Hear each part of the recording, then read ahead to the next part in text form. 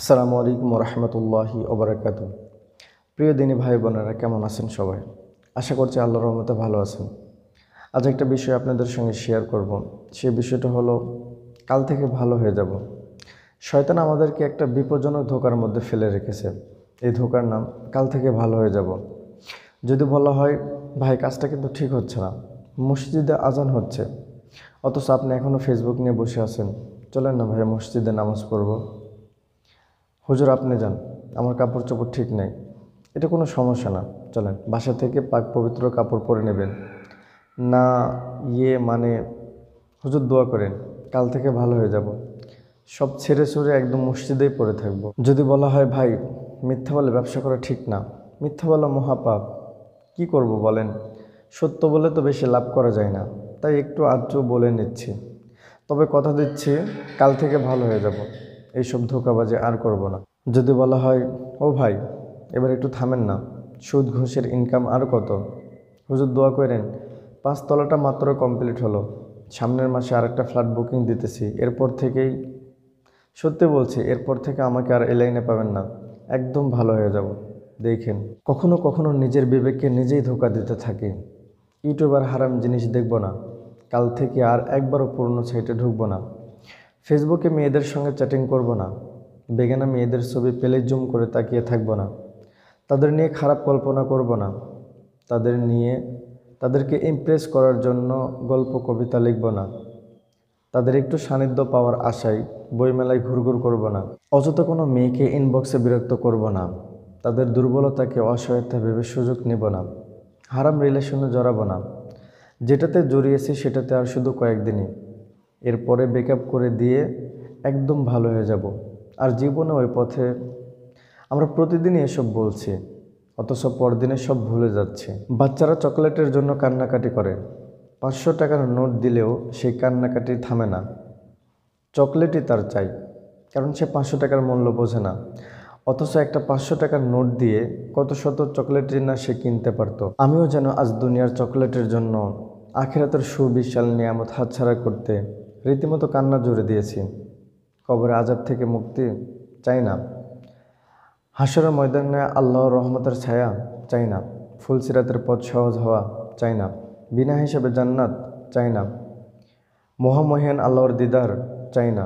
যত যাই বলুন, একমাত্র দুনিয়াই আমার চাই।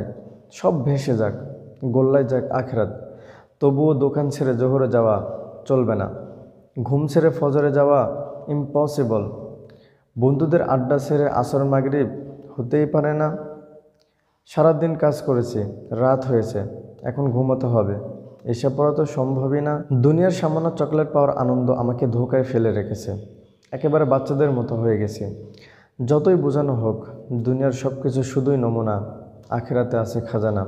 আমরা বুঝতেই চাচ্ছি না। দুনিয়ার সামান্য নমুনার প্রেমে পাগল হয়ে যাচ্ছি। লোভে চকচক করছে চোখ, নিজেকে ভাসিয়ে দিচ্ছি কামনার আগুনে। উঠতি বয়সে বলেন অথবা থুরথুরে বুড়ে, কেউ থেমে নেই।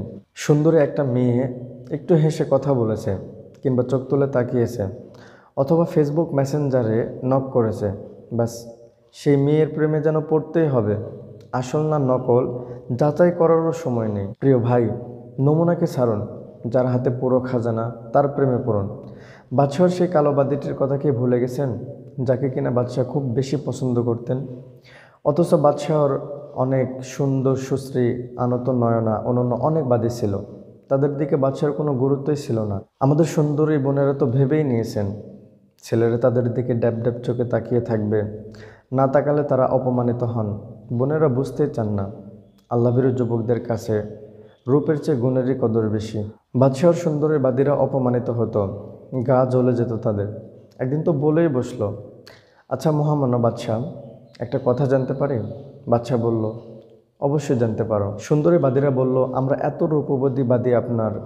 অথচ বাদশাহ ওদের কথা থামিয়ে দিয়ে বললেন, আমি বুঝতে পেরেছি তোমরা কি বলতে চাও, কালোটাকে কেন এত পছন্দ করি, তাই তো? সুন্দরী বাদীরা বলল, জি মহারাজ। রাজা বলল, এই প্রশ্নের উত্তর পাবে আগামীকাল সকালবেলা। আমার ধন ভাণ্ডার কিছু সময়ের জন্য খুলে দেওয়া হবে। এই সময় হীরা জহরত মণি মুক্তা যে যেটা ধরবে সেটাই তার হয়ে যাবে। সকাল হলো, খুলে দেওয়া হলো ধন ভাণ্ডারের দরজা। সুন্দরী বাড়িরা ছুটে গিয়ে দামি দামি সোনার হার, হীরা অলংকার যে যেটা পারনো নিয়ে নিল। শুধু একজন, সেই কালো বাদীটা বোকার মতো দাঁড়িয়ে রইল বাদশাহর সিংহাসনের পেছনে। সুন্দরী বাদীরা হাসতে লাগলো তার এই বোকামি দেখে।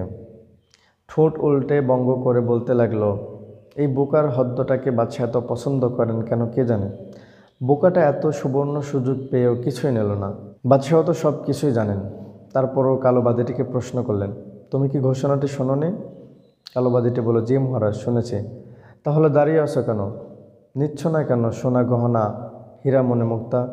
জানোই তো যে যেটা ধরবে সেটাই তার হয়ে যাবে। কালো বাদীটি বলল, বাদশাহ নামদার, আমি তো ধরেছি। কি? সিংহাসনে বসা বাদশাহকে? স্বয়ং বাদশাহ যদি আমার হয়ে যায়, আমার কি আর কিছু ধরার প্রয়োজন আছে? কালো বাদীর কথা শুনে ধলাগুলো হা হয়ে গেল। কালো একটা বাদী, দেখতে সুন্দর না, অথচ কতটা বিচক্ষণ।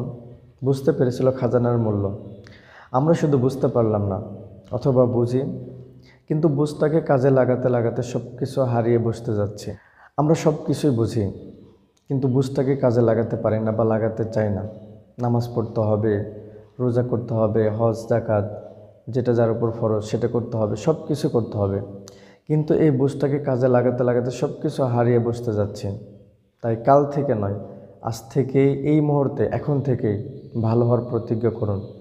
আল্লাহ সুবহানাহু ওয়া তাআলা আমাদের সবাইকে তৌফিক দান করুক ভালো হওয়ার। আমিন।